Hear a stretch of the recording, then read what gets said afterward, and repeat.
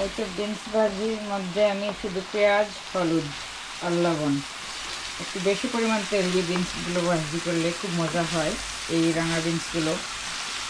তো অনেকেই আবার অল্প তেল দিয়ে ভাজি করেন। অল্প তেল দিয়ে ভাজি করলে বিনসের আমার কাছে মনে হয় যে মজাটা টেস্ট চলে যায়।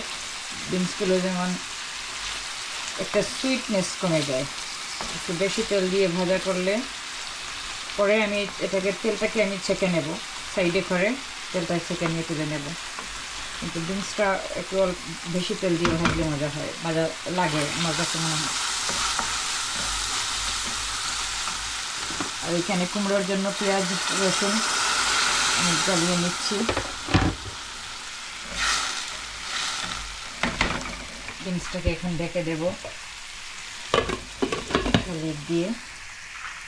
আর এই তো এইখানে চাল কুমড়োটাকে এইভাবে আমি বেগুনের মতো চাকা চাকা করে কেটে নিলাম রাউন্ড শেপে, আর এইভাবে কেটে নিলাম। এখন এটাতে আমি হলুদ, মরিচ, ধনে, জিরে, একটু পাঁচফোড়নের গুঁড়ো, লবণ এবং তেল দিয়ে একটু সময় মাখিয়ে তারপরে বেগুনের মতো ভেজে নেব। আর এইখানে চিংড়ি দিয়ে রান্না করার জন্য ছোট ছোট করে এভাবে কেটে নিলাম বেগুনটাকে, বেগুন বলতেছি, কুমড়োটাকে। এটাকে চিংড়ি দিয়ে রান্না করে নেব, ভাজির মতো করে নেব।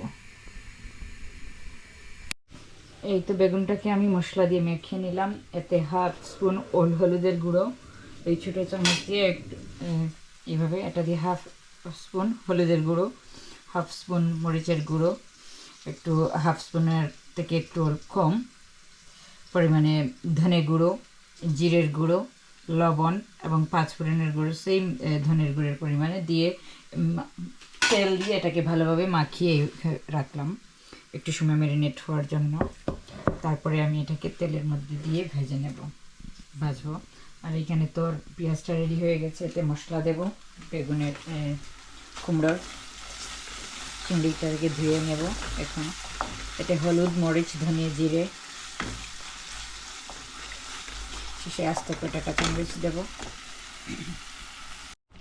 এই তো এটার মশলাটা রেডি হয়ে গেল। এতে চিংড়িটা পরিষ্কার করে এটার মধ্যে দিয়ে দেব। এখানে আগুন দিই কুমড়োর জালিটাকে ভাজার জন্য।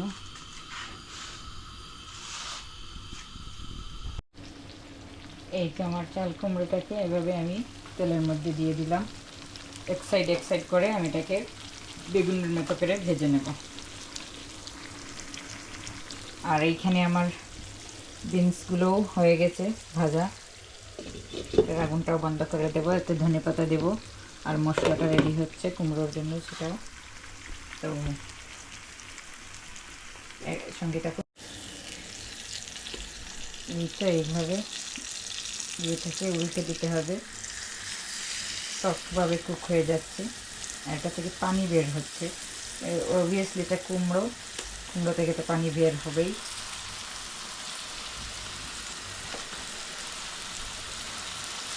আস্তে আস্তে করে রেখে দিতে হবে। আর এখানে চিংড়িটাকে মশলার মধ্যে আমি কষিয়ে নিচ্ছি। এইটা এখন কুমড়োটাকে এভাবে এর মধ্যে দিয়ে দিলাম। এটাকে ভালোভাবে কষিয়ে নিয়ে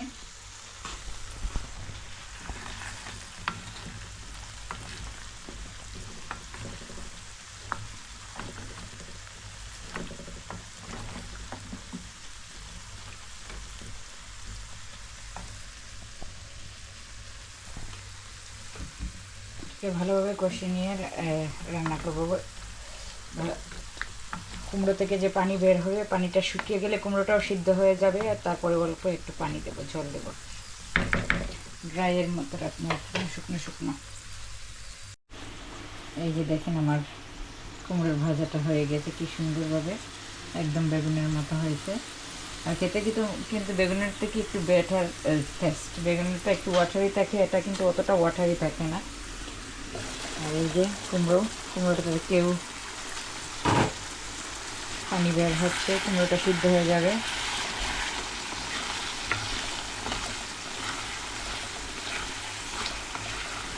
চাল কুমড়ো কিন্তু ইলিশ মাছ একটু ভালো ধরনের মানে তেল যে মাছের, বেশি সামুদ্রিক মাছ দিয়ে খেতে মজা হয়, অথবা চিংড়ি।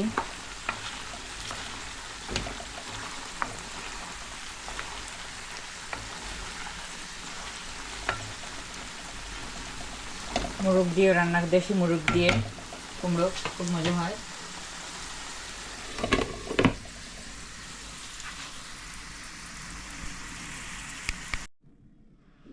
এই তো আমার চাল কুমড়ো হয়ে গেল। আর এটা ঘ্রাণ কি মজার!